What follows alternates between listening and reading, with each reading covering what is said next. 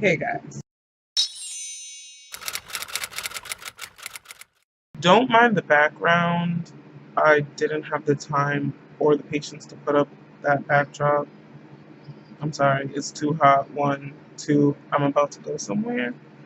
So, like I said in my last video, I was gonna make this video today. If this paper doesn't stop moving, I was gonna make this video today with the process of getting bariatric surgery, getting approval from your insurance. Just know they make you jump through hoops, okay? Like, we're in a freaking circus. Everything I'm about to tell you is my experience. Like I said, in the last video, it varies from state to state and it varies from insurance to insurance. So this is just a general idea. First thing I had to do was go to a seminar, like a big group seminar where like the surgeons introduce themselves and they basically tell you about the surgeries, the side effects of the surgeries, what they specialize in. Originally, I wanted the bypass, but then when I went to the seminar, I realized that I wanted the sleeve because I wanted to lose a lot of weight, but not as much weight as you would lose with the bypass. And I just wasn't here for like the moving of my intestines and all that. No thank you.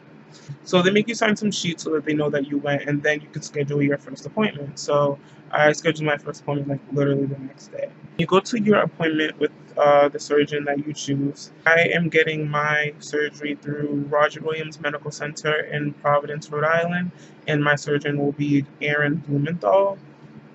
When I first went was like 2 years ago, and then I never fell through with it because I was actually underweight by like 10 pounds. I didn't qualify for the surgery because I don't have like diabetes or any of those pre-existing conditions. For insurance to cover your surgery, you have to either have a BMI greater than 40 with no pre-existing conditions. And the pre-existing conditions are like diabetes, sleep apnea, I think high blood pressure is one of them, something along those lines, or have a BMI of 35 or higher with a pre-existing condition. So because I didn't have a pre-existing condition, I needed my BMI to be above 40. And I think at the time when I first met with him, my BMI was like 38 or 39. So I didn't qualify. And I had to gain like 12 pounds to qualify.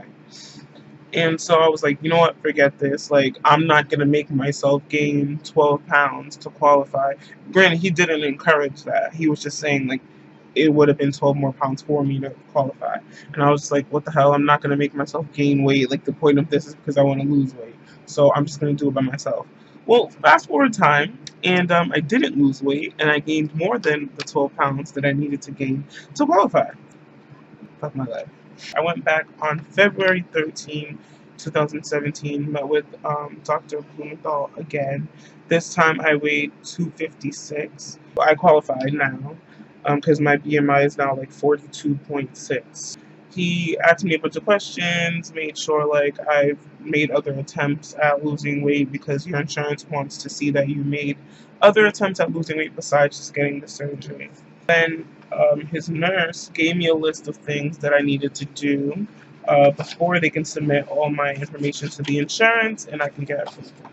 Depending on what your conditions are, depending on your health status, depends on what you'll have to do for the list. So on here they have like a cardiology consultation, and I didn't qualify for that because I don't have any heart problems. You're going to do an upper endoscopy. The office schedules your upper endoscopy with the people who do it. So they'll send over some like paperwork to them, and then they'll call you to schedule an appointment. You have to do a psychiatric consult. So when I went for my psychiatric consult, I went and then I met with like the psychologist, and she like asked me a bunch of questions. It took like 2 hours.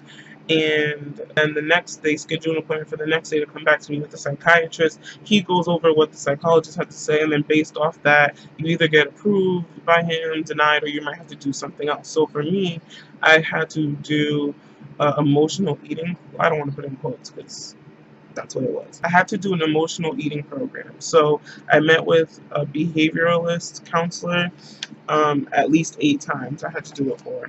And basically we went over like emotional eating, how to be more conscious when you're eating, why people emotionally eat, so on and so forth. And at first, when I was doing them, I was so pissed when he said that I had to do that. I'm like, oh my god, one more thing to delay this. I don't have the time. I was all the way in North Kingston at the time at school, and I had to come all the way back to Providence to do that. And that's like a, well, I had to take the bus because I don't have a car. So that's an hour and change bus ride to come every Wednesday to this freaking meeting from 5 to 6:30. But I was going to do it because your girl's broke and she cannot afford to pay for the surgery. So whatever, I ended up doing it, and it was so worth it. Honestly, I feel like I did take away from it. At first, I was like, I don't even emotionally eat. I just eat because I like the taste of food and I'd be bored. But that is a part of emotional eating, I guess. And it helped a lot. Like now, I'm way more conscious of when I'm full, and I know like, okay, you don't need to eat anymore. This is just your head telling you that you want to eat. I've been able to slow down on my eating more. It's just been, it was a big help. So shout out to the psychologist. She knows what she's doing. For United Healthcare through Rhode Island, you have to have at least 4 nutritionist appointments. So the first time I went to the nutritionist, I met with her. She gave me like a meal plan and basically like told me about what to expect after the surgery, what I can expect to be eating, people's behaviors, how they may change towards me, stuff like that. And then I scheduled all 4 of my appointments from then. So I already went to 2 of my appointments so far, and I have 2 more, one on June 28th and another on July 26th, and that will be my last one. Here's the thing, though. Here's the freaking catch. Here's the gag. Um, I went to my nutritionist appointment the first time, and I weighed like 240 something. No, yeah, when I first went to my nutrition appointment, I was 254. So I had lost 2 pounds from when I saw the surgeon. Then I went again for my second appointment, and I was 248. So I lost, whatever, you do the math. I don't have time for that. Um, Here's the thing. So even if you qualify when you first weighed in with your surgeon and when you first weighed in with the nutritionist, you cannot, listen to me closely, you cannot fall under the qualification after that. It doesn't matter if you qualified from your first appointment. If you lose too much weight, you will not get approved by insurance. So if I lose my nutritionist told me that I cannot fall under 240 or I will not qualify anymore for the insurance to approve me.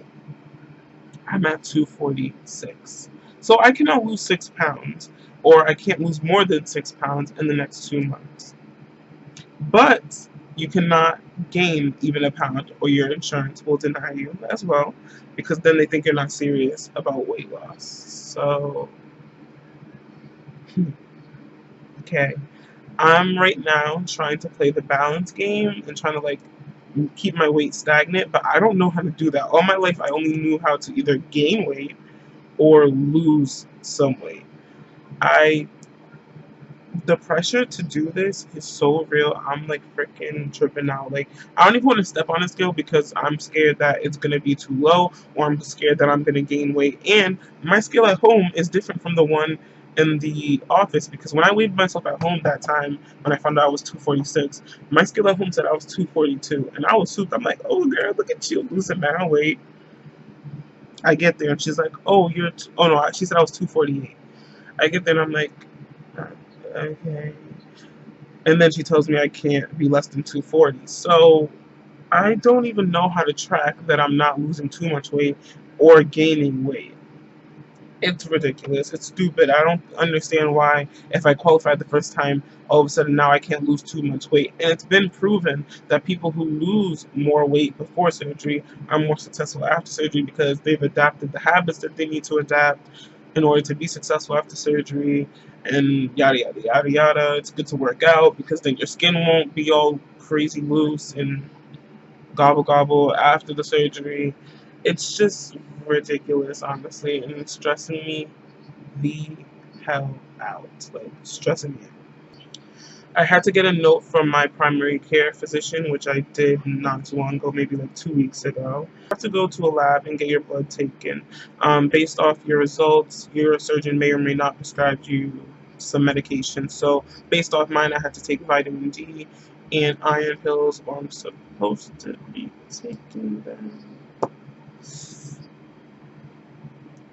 Yeah, I have an issue with taking pills, which I'm trying to get a hold of because after the surgery, you're gonna have to take vitamins for the rest of your life. So I need to get that all the way together. But I'm working on it. For my specific location, you have to watch some video online. I watched it. It was like 30 minutes, but whatever.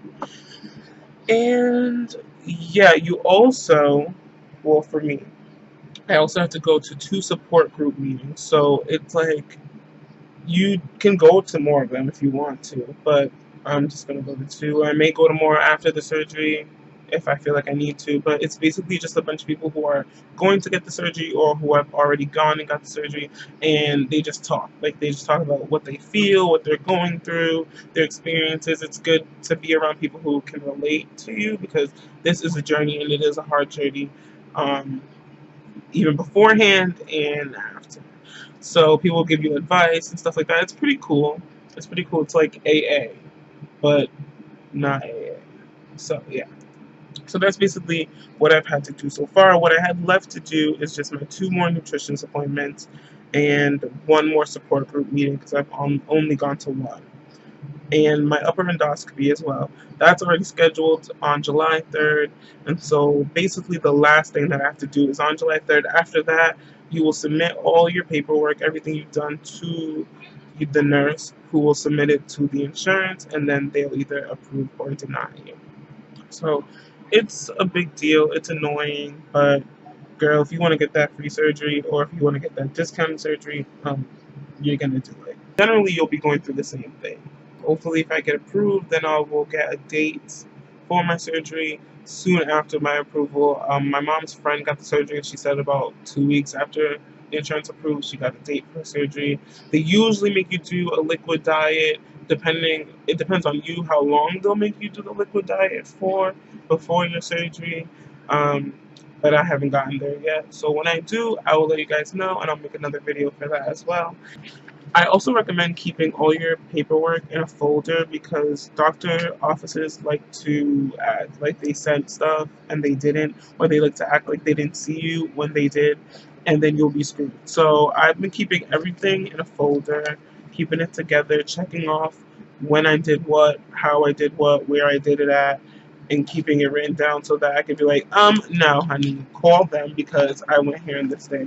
Trust me, they be trying to. Thank you for tuning in again. If you are tuning in again, and if you're not, welcome. See you guys. Good luck with this journey.